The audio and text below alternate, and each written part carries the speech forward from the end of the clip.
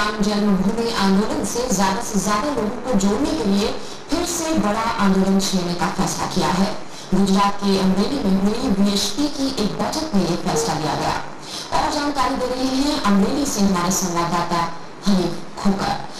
हनीफ, ये बताएं इस आंदोलन का क्या स्वरूप रहेगा, किस तरह से ज्यादा लोगों को इससे जोड़ा जाएगा?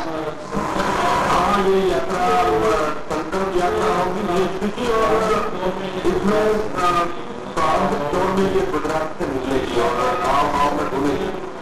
ये यात्रा ऐसे होगी कि संकल्प सूत्र लेके गाँव में लोग बीएचपी के लोग जाएंगे और जब राम जन्मभूमि मंदिर है उसकी मिट्टी तिलक करेंगे, तुलसी पत्र और ये सूत्र बांधकर ये अभियान चलाएगा। ये अभियान जन जागृति के लिए जो मंदिर बनाने के जो विद्युत लाने के लिए सरकार पर दबाव डालने के लिए पूरा जन जागृति आंदोलन पीछे आ जाएगा।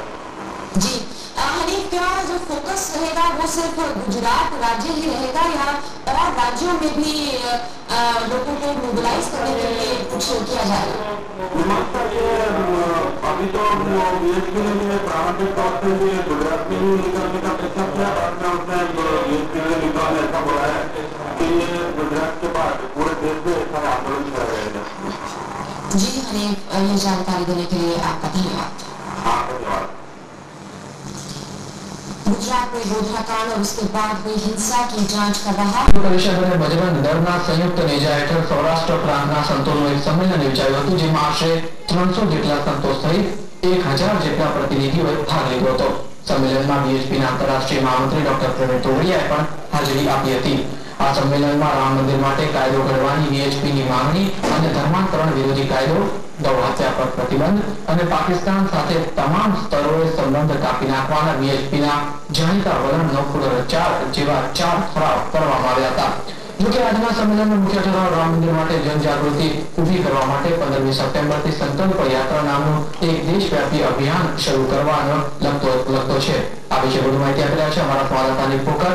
હનીફભાઈ, રામ મંદિરના મુદ્દે હવે સંકલ્પ યાત્રા શરૂ કરવાની વાત આજે બીએચપીએ કરી, તો યાત્રા ક્યાંથી અને ક્યારે શરૂ થશે?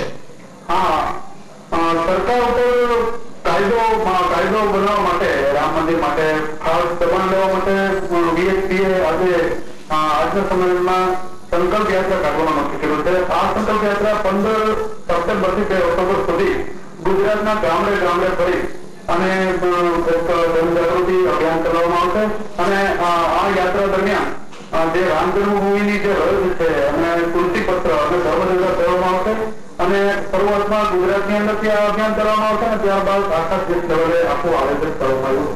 જી હનીફભાઈ, માહિતી બદલ આભાર। વધુ માહિતી માટે આપનો ફરી સંપર્ક સાધીશું। ધન્યવાદ। આભાર।